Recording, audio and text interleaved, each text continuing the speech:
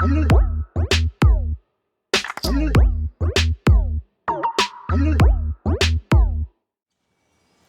what's up, Drivetrain? Welcome back. Today's video, I want to address tools. What tools do I bring to the track? What's my kind of grab and go kit if I'm just going out for a day to ride or if I'm going to a race? We've been doing a bunch of clinics so far this season, doing clinics for brand new riders that have really never been on the track. Been doing novice clinics. Currently, we're nearing the end of our intermediate and expert clinic. And what I see are parents. Parents come out to these clinics, they come out to the track, they bring their kids out, and when they get started, they're doing loaner bikes, right? They're borrowing a bike, they're borrowing a helmet from the track, and that's a great way to get started. Eventually, they get excited about it. They realize, you know, we should get a bike that we can kind of set up for our own child. We can get it ready. Sorry, baby birds and my dog. Hopefully the dog doesn't get, he's a bird dog, but hopefully he doesn't get any baby birds. I think we're good. Anyway, so if you are looking to kind of outfit your toolkit or start your toolkit, I came from a background of working on cars, so I had a bunch of tools, but what I had to do was build a toolkit that I could bring with me that didn't impact the tools in my shop for my vehicles.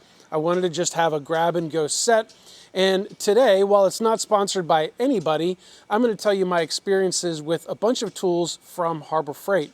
Now, Harbor Freight, if you end up watching this video and you want to sponsor me, I'd love it. I use your tools all the time for a bunch of projects, and today is no different. But we want to start outfitting our toolkit to be able to support what you need at a race to work on your bike. Eventually, you end up working on other people's bikes, and if you're like me, you help support your race team with tools. So we get all kinds of bikes that have all different components, and therefore, I got a bunch of random tools. But I want to kind of stage this in, first off, what do you need to get started working on your own bike, depending on the bike that you've got?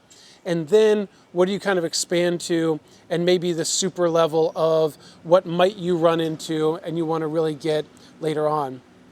There's a bunch of kits that you can buy off of Amazon that are 25, 30 bucks or whatever. And while they're not bad, I find that they're not always the most helpful to get you up and running. So let's talk about the tools. I've got them behind me on my table out here. We're out on the patio today.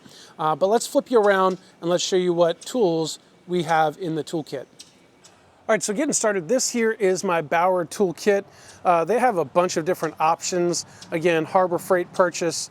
You could buy some from different stores. Craftsman makes one, DeWalt makes one, Milwaukee makes one. I found this was the most cost effective for me. And it's just two tiers here. So the top one has my tools, the bottom one has extra parts and stuff. When I go for a day to ride, if I go to the track or a clinic or whatever, I just take this, and that's got my tools in it. But inside of here, I end up with racing plates. I've got some extra bike lube. I've got tubes. I've got a brush for the bad days that it's really nasty out that side. What else do I have in here? I got a set of, somewhere in here, oh, got some more race plates. Got some sprockets that I bought that I might or might not need. I've got my old set of race pedals on here. These things still roll good, but I upgraded to just a new set when I built my new bike. So I tossed these in here. Sometimes people borrow loaner bikes and they come with plastic pedals, and those things are horrible to race with. So we'll toss these on there.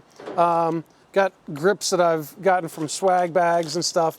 Anyway, it's just kind of miscellaneous components. Typically what I'm using it for is just to bring my plate. So if I race cruiser, toss my plate on there. If my son races, we toss his plate on. Anyway, that's just for race days. That keeps a bunch of extra stuff in there. And I know that I've got components that I need. But we're here to talk about tools, which is this case here. So we're combining two videos here because I've got this basic bike that I just picked up. If we take a look at that. So we've got this cruiser here. This cruiser is more of an older school build. It's got your kind of standard 15 millimeter bolt in the axle nuts. And what we're gonna do is we're gonna talk about these tools while we get this bike working here. So If we take a peek, first and foremost, what tools should you get? Get yourself a pump. Most people at the shop or at the track are gonna have a pump, but get yourself a decent pump. Make sure it's got a tire pressure gauge on it. That's critical when we're riding. It's good to know what pressure your tire's at. I know you're just getting into BMX, but it is good to have that. It's also good while you're buying this to go ahead and get one that has both a Schrader valve, which is your more standard valve stem, and also a Presta valve. Presta is if you're running higher pressure tubes, if you're running anything later on with carbon hoops on it, just go ahead and get one. Now this actually was not the head that came on this. So you can buy heads like this with the dual inlet off Amazon for a couple bucks. They come in a pair of two, which is good because this one's got a crack in it. I still keep using it, but that's what happens when you throw things around. Anyway, get a bike pump. Next tools we need, get yourself a millimeter, a metric multi-Allen key set. This one goes from really small all the way up to an 8 millimeter. So it's a little bit thicker. A lot of them stop at 6 millimeter, but what I'll say is that as you progress in your BMX riding and you get to different parts, a lot of hub bolts and other bits will use an 8 millimeter. So get yourself a multi-tool. This one's from Harbor Freight. Again, not sponsored, but Harbor Freight, couple bucks. Next thing, 15 millimeter, at minimum, an open close wrench. You can go ahead and use this closed portion for doing your axle nuts on your wheels. That's really the only spot that you're gonna need it, but it's good to have a 15 millimeter wrench. Last thing I recommend, get a decent number 2 Phillips and a flathead screwdriver. When you're tuning in your brake parts for the alignment, which we'll talk about, well, in a different video, but I'm filming both of them today, you can go ahead and have these at the ready, really dial in your brake arms. But again, these couple tools, literally these 2 tools here, are gonna take this entire bike apart. So start out with these. You can get fancier, and we'll talk maybe at the end of this video, I'll put in a full walkthrough of this toolbox that I have, because with these, you don't need a fancy toolbox, but as you can see, things grow and expand. Now, I keep a set of dikes or wire cutters, whatever you like to call them. I keep these in my toolbox because we use zip ties a lot. Case in point, I gotta take zip ties off of this thing to get this racing plate off. So, snippa. And because we use zip ties, get your bag of zip ties. You can get white, you can get black. You can buy fancy colors, but you gotta pay more for those. So I just grabbed the cheap ones, again, from Harbor Freight. All right, so with these couple key tools that we're going through in a different video, we're gonna go ahead and break this thing apart. Let's get this racing plate off first. That is gonna be necessary. There we go. One zip tie made it all the way home, down 95, 70-ish miles an hour. There we go, we got that. We're gonna go ahead and take the front wheel off as well. So again, this is just a 15 millimeter axle nut. These hubs, they run fine. So I'm just gonna clean these things up. I don't need to grease them or anything. I mean, we'll see. We'll see what we get to. But let's take it apart with these wrenches that we're talking about in the other video here.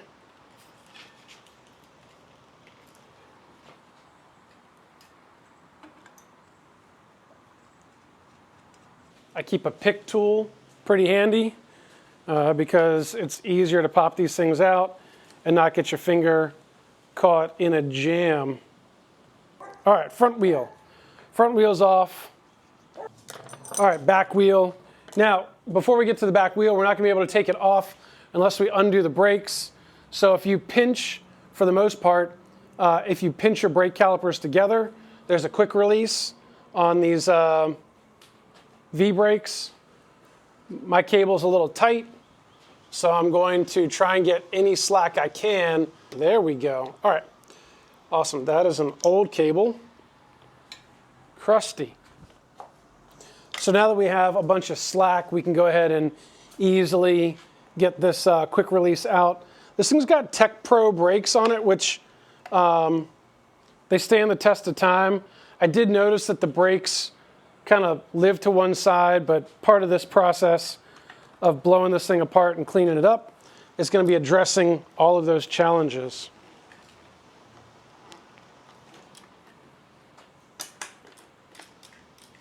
Shoo.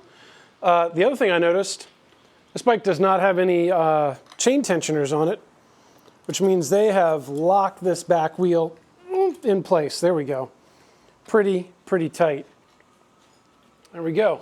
Pretty dirty, but that's why we keep old toothbrushes in our toolbox as well. So we'll clean this thing up. Here's that Teflon tape I was talking about, or string or something, who knows?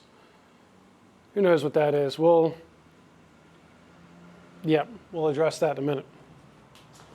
Harbor Freight bucket's gonna be my trash can for right now. All right, so we've got wheels off. I wanna blow the front end apart, but I'm gonna take these grips off first because we're doing different grips. These have, they've been out gripped. So we'll take this multi-tool, which goes down really small. We're gonna find, I think it's 2.5, because they're at least lock-ons, which is nice. They're ODI, they were sweet grips. But we're gonna go ahead and find the right size, loosen up these bolts, slide these grips off. So this bike comes with a fun story though. Michelle, like I was mentioning, Michelle used to race back in California, and these were her lucky grips, and she had a blast doing it. She's now a mom of multiple children, and she said she had a wreck and her son got a little excited and was ripping down a first straight somewhere, and he took a hard fall. Sounded like he jumped something and went to flat. And so the dad was like, hey, now that we're moving to Virginia, can we maybe cut back on this bike racing thing? You guys are all getting hurt. So because of that, the bike sat, and we get to give it some new life though. We gotta get these pedals off because, well, we don't ride clips around here. We're on flats only. So that 15 millimeter is pretty common for pedals as well. 2 professionally removed clip pedals. Well, they will be momentarily. But next thing I'm going to do is pull the front end apart. So I'm going to take care of headset. And again, we're going to go back to the multi-tool. So I always like to loosen up the side bolts here first. These are usually 6 millimeter.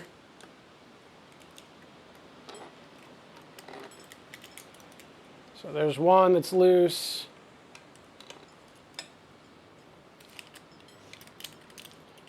Second one that's loose. You don't have to take them all the way out. Just get it loosened up.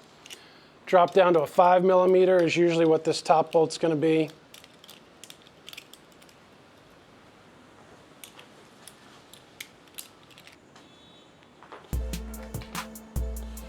All right, so bars first. Kind of shake and wiggle. There we go.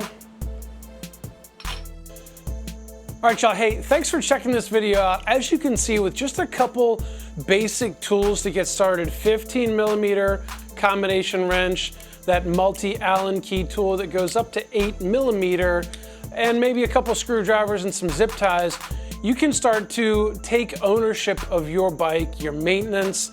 Don't forget that pump, because you want to check all of your bolts as well as your tire pressure before every race.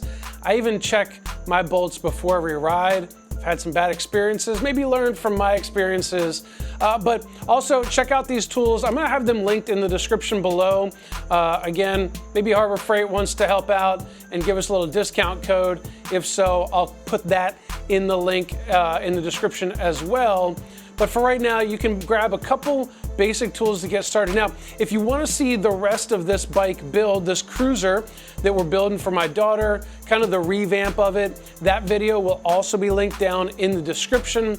And I'm going to end up going through a lot of the tools, the other tools that are in this tool case that I take with me. Because remember, this is a basic bike. Now, when we get to the bikes that we race and ride. We've got a bit more kind of technology in them. We've got more of the 8mm stuff going on with them. We've got some carbon parts. So there's a variety of other tools you can start to grow into. And then also, like I mentioned, I help maintain a lot of the maintenance and bikes for our team when we're at the races. And so I've got a slew of tools in here that are very bike specific.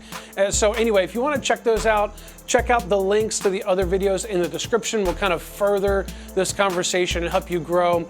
But for the beginners, hopefully you can understand you can grab a couple tools, you can get into a bag and just toss it in the car, kind of grab and go, and you'll be ready for race day. Well, that's it for this video. Hit the like button, hit the subscribe button.